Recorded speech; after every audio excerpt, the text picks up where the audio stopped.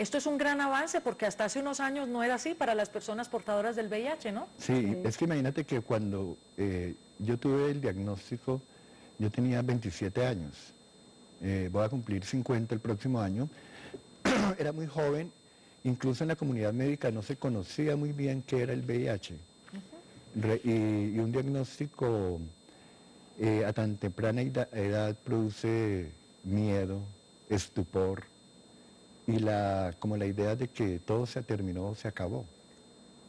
Digamos, ahí tuve que enfrentarme a la enfermedad y empezar a cambiar todo mi estilo de vida.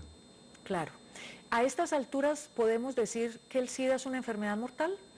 En este momento se afirma que el VIH-Sida es una infección crónica. Es una infección crónica, ya no podemos decir es una enfermedad mortal. Sí, señora, pero yo quisiera hacer una precisión. Sí. En Colombia estamos lejos de alcanzar esa afirmación de que es una infección crónica. ¿Por qué razón? Bueno, primero, por el acceso a los medicamentos. Digamos, existe el decreto 1543 que legisla todo lo que tiene que ver con la infección VIH-Sida. Este decreto fue de 1997 y allí se dice que toda persona viviendo con VIH-Sida en Colombia tiene derecho al tratamiento integral. ¿Eso se dice en el papel y en la realidad? En la realidad es difícil porque las EPS, las ARS a veces no quieren cumplir la ley. Por eso nosotros a través del trabajo de las fundaciones buscamos que los derechos de las personas viviendo con VIH se puedan poner de manifiesto. Correcto, o sea que si se logra que las EPS atiendan con los medicamentos a las personas con VIH, van a tener una perspectiva de vida mucho mejor, ¿no? Además, perdón que te interrumpa. Sí, bien, pues. Además, fuera de los medicamentos, digamos que sean continuamente dados, que no se suspendan nunca, porque es otro problema. Por ejemplo, los que son del régimen subsidiado, las ARS, muchas veces no les entregan el medicamento a tiempo. Correcto. Doctor Gallo, vamos a seguir más adelante con este tema porque tenemos la primera llamada telefónica. José Eduardo, buenas noches. Buenas noches. Adelante, te escuchamos, José Eduardo. ¿Qué nos quieres decir, José Eduardo? Para hacer una pregunta al doctor. Bien pueda, la puedes plantear directamente. ¿Cómo saber cuando una persona es portadora del SIDA? Bueno, le contesto. Para saber si tú vives con VIH-Sida, debes de hacerte una prueba de sangre. Primero, una prueba presuntiva que se llama ELISA para VIH. Nosotros recomendamos generalmente, a partir del primer contacto en que uno cree que se infectó, contar 3 meses para hacerse la primera prueba y repetírsela a los 3 meses siguientes. Eso se llama periodo de ventana inmunológica, donde el examen puede salir negativo y la persona tener el virus. Desde que la persona adquiere el virus, lo puede transmitir.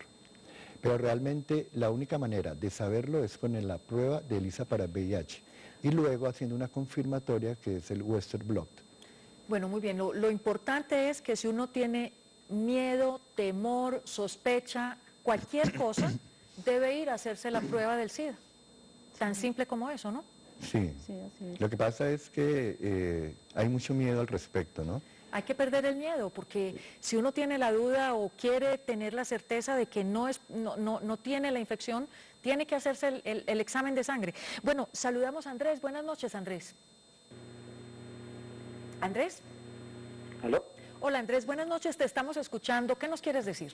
Buenas noches. El doctor, como decía hace un rato, que uno puede estar asintomático durante mucho tiempo. ¿En qué momento el infectólogo determina comenzar al tratamiento?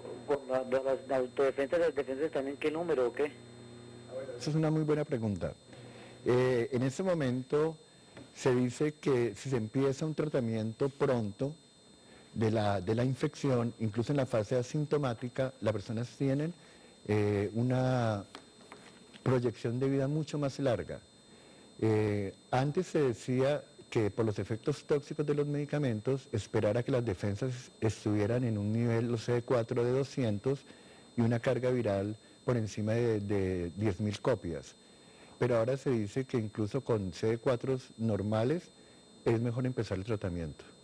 Bien, Marco, la segunda parte del mensaje de Marco, él nos pregunta, ¿es eficaz el condón para evitar la transmisión del VIH? Sí. Hola, Lucía. Sí es eficaz, no el 99%, pero sí es eficaz. ¿Y resulta ser, doctor, el método más eficaz hasta el momento o no? Sí, es el método más eficaz. Y me gustaría recalcarlo por lo siguiente, porque los casos que existen en Colombia, el 98.8% han adquirido la infección por relaciones sexuales. Y la única manera de evitarlo es usar un condón. Entonces, 98.8% de los casos Han sido por relaciones sexuales. Por relaciones sexuales. Digamos que el otro 2% es a través de que las jeringas... Quedaría un 1.2%, ¿sí? que estarían las transmisiones por sangre, ¿cierto? O objetos contaminados con sangre, o la transmisión vertical, la transmisión de la madre al hijo, que puede darse durante el embarazo o durante la lactancia. Muy bien. Ezequiel, buenas noches. Sí, muy buenas noches. Te estamos escuchando, Ezequiel. Mi pregunta para el doctor, o sea, suponiendo que uno es portador de VIH-Sida, entonces, o sea, mientras que uno se esté haciendo el tratamiento, entonces, ¿cómo, o sea, uno va a durar un tiempo de vida o va a tener como que su tiempo, como decir, no, en tantos años ya llegó su muerte, o con ese tratamiento uno puede perdurar una vida estable o qué? Bueno, la pregunta me parece también muy importante. Como decíamos antes, en ese momento la infección se ha vuelto crónica. Es posible no morir a causa del VIH-Sida. Es decir, con el tratamiento podemos vivir muchísimo más tiempo. El único inconveniente que podemos tener es la falla de un riñón o la falla hepática, porque los medicamentos se eliminan por estos dos órganos. Pero como los medicamentos cada vez los mejoran más, entre menos tóxicos sean, pues hay más posibilidades de vivir mucho más tiempo. Se puede vivir con el virus. Como les digo, mire, 12 años asintomático, 10 años tomando medicamentos, 11 años ya. Sí, claro, Ezequiel, y aquí tenemos a Olga Lucía, nuestra otra invitada, que también vive con el virus y sin embargo no ha desarrollado la enfermedad. Y Olga Lucía nos dice que tiene una vida muy normal y no tiene, digamos, quebrantos de salud propiamente dichos, puesto que no ha desarrollado la enfermedad del SIDA. Saludamos a Mónica. Mónica, buenas noches. Buenas noches. ¿Qué nos quieres decir, Mónica?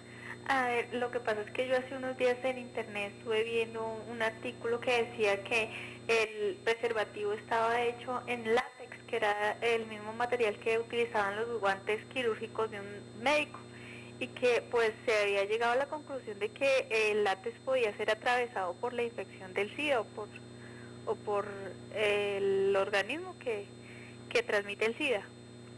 Bueno. Vamos a ver el doctor qué nos dice. No, eso no es cierto. Le voy a decir lo siguiente. Incluso dicen que, por ejemplo, que un espermatozoide se puede pasar por el condón. Pero realmente el condón no es poroso. Si ustedes inflan un condón con aire, no se sale ninguna molécula de oxígeno. Llénenlo de agua y pregunten cuántas moléculas de agua se salen. Ninguna. Además, suponiendo que se pudiera salir un virus, un solo virus no podría infectar. Para que la infección se dé, se necesita un inóculo, es decir, una cantidad de virus determinados en un vehículo como el semen, los fluidos vaginales o la sangre.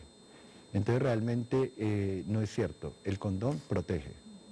El condón protege y esa es la insistencia aquí y en todas partes del mundo. Como dice el doctor Gallo, 98.8% de los casos se producen a través de las relaciones sexuales, sí, homosexuales o heterosexuales. Bisexuales. O bisexuales. Sí.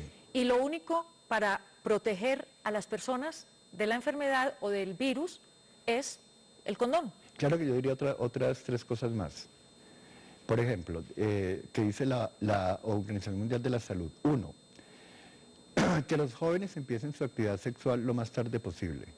Tienen una opción de vida mucho más larga. Venderle la idea de que empiecen su sexualidad ya a los 18 o 20 años. Segundo, venderles la idea de la fidelidad.